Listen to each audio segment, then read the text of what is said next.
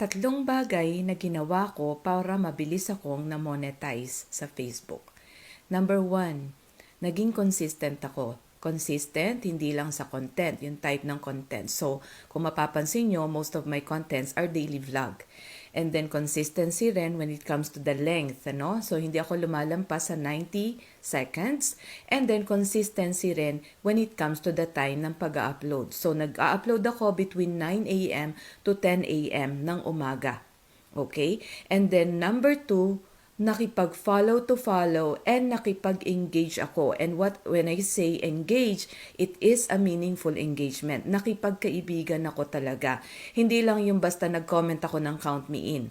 So normally what I do, kapag nag-comment ako na ipa-follow kita, ibini-visit ko din yung page nila and nagko-comment din ako doon. Kasi most of us, nagko-comment tayo doon sa mga reels, follow to follow, and then itatag lang nila tayo, okay, done na po. Minsan hindi na natin na-check yun di ba?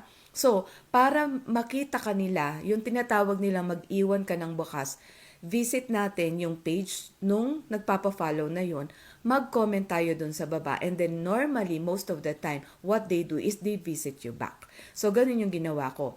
And then, meaningful engagement, I really take the time to set aside yung time na makikipag-engage ako sa mga followers ko. Meaning, halimbawa, nag-comment sila sa page ko. Pag nag-comment ka sa page ko, ang ginagawa ko usually, nagre-reply ako sa comment mo and then pumupunta rin ako sa page mo para mag-comment din ako doon. That's what you call meaningful engagement. And pag nagpunta ako sa page ng mga tao, hindi lang ako basta nagko-comment. Ang nagko-comment ako tungkol doon sa content nila. So let's say halimbawa about shoutouts, nagko-congratulate, and then kapag halimbawa tungkol sa pagkain, basta, hindi lang basta, done follow back, hindi lang ganon. So you have to comment yung related dun sa video na napanood and tinatapos ko talaga yung mga video. Kasi kawawa naman yung content creator kapag pinuntahan natin tapos hindi natin tatapusin, 'di ba? Kasi nakaka-damage 'yon sa algorithm nila.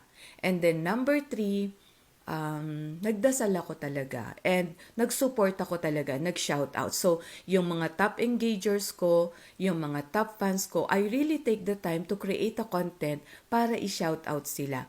And that's how I support back, ano? I think that's how you build meaningful relationship. It's not only para makapag-count me in tayo, para sa algorithm natin.